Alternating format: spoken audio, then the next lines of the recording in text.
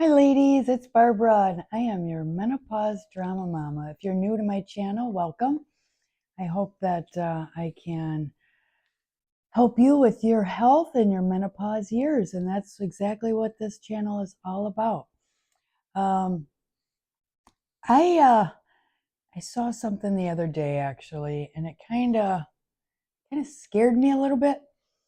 And it had to do with our brains, and after we hit those postmenopause years, how important estrogen was to our brains during our very healthy years. Um, but the brain, the older we get, doesn't get the glucose up to it, which the brain used glucose for 95 to 99% of its energy. And it supported the estrogen actually supported our mitochondria, which was our brain's energy factory. And the mitochondria is these little tiny structures inside our cells, and they're like our power plants. And that is what was keeping our brain healthy prior to our postmenopause years, is that estrogen helping to fuel that glucose so it could bring it up to our brains. What changed during perimenopause and menopause was that estrogen, obviously, it declined, and I felt that with my brain fog. And um, what happens is that without our estrogen, that glucose cannot be transported up to our brain anymore. So now the mitochondria is working less efficiently, and it just doesn't have the energy production anymore for us. And, it creates what researchers call a brain energy gap. The brain compensates, and this is what I thought to be really scary. The brain compensates when our glucose drops because it's no longer fueling our brain anymore for energy. It uses ketones to fuel as backup, and those ketones is basically fat within our brain, and the brain starts eating away that fat. So then our brain starts shrinking.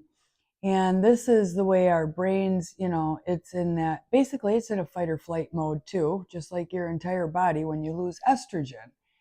But that is really scary to think of, that literally the brain, well, it's smart enough to try and keep going by eating its own self.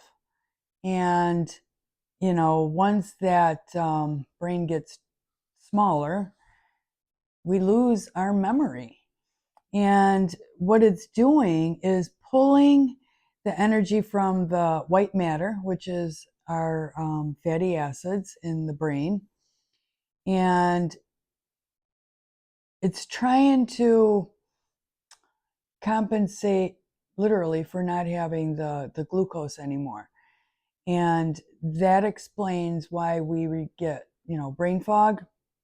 We have a hard time finding words. We become very tired and fatigued during the day. We have a very low mood, which is basically depression. And we have increased migraine sensitivity during this time when our brain is trying to eat itself. It just kind of sounds shitty to say that, but I mean that's the whole truth. So the brain, it doesn't. The brain only knows one thing to do, and that's to try and stay alive. So it's adapting to not having the estrogen, and it's shifting its way to trying to stay healthy, but really in the long run, it's not healthy. So I wanted to know, after menopause, what the percentage was for women who were diagnosed with Alzheimer's.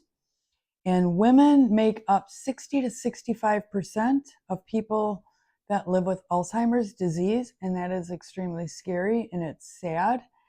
So that literally means roughly 6 out of every 10 people with Alzheimer's are women.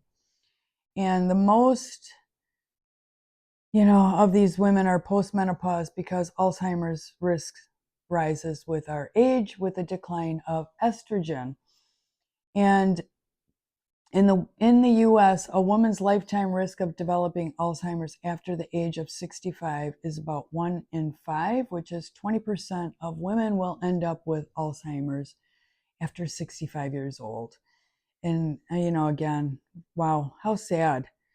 And I don't know, that's why I really push women to go see a menopause doctor, a doctor literally who is extremely educated in women's health as we hit perimenopause, menopause, and our postmenopause years. It is the one thing that will help you, ladies. You need to find somebody who can help you through these years so you can stay healthy and you can stay active. And, this Wednesday is going to literally be my first appointment with a menopause doctor. So I found her in Menopause Society. So I am praying that she is going to be very good. I want to up my estrogen patch level because I'm on a half a milligram right now, but I want to get to 3/4 right now because I still notice, my brain fog. I've been waking up more now during the night and I don't like that. Sometimes I'm starting to get heart palpitations again. And I refuse to let something that can be corrected in my body decline without me doing something about it. So anyway, ladies, if you like this video, please give me a thumbs up. I would greatly appreciate it. If you have not subscribed to my channel, it doesn't cost you anything at all. All it will do is give you information, and I am just paying that information forward to you that I have done research on. And soon I will be a menopause coach, a certified menopause coach, and I will be able to give you even more information from my education. Ladies, like I said, this is really important.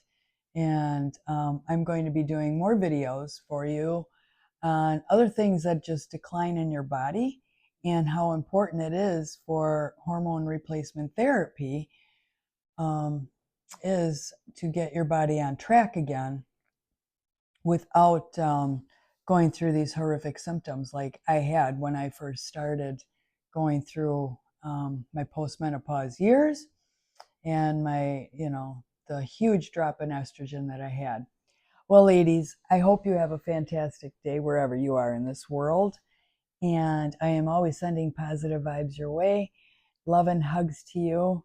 And if you find this information, critically useful, please give it to someone else. Send it, forward it to somebody either in, on Facebook or in Messenger or a text, or speak to them about it so they can become informed too, just like you.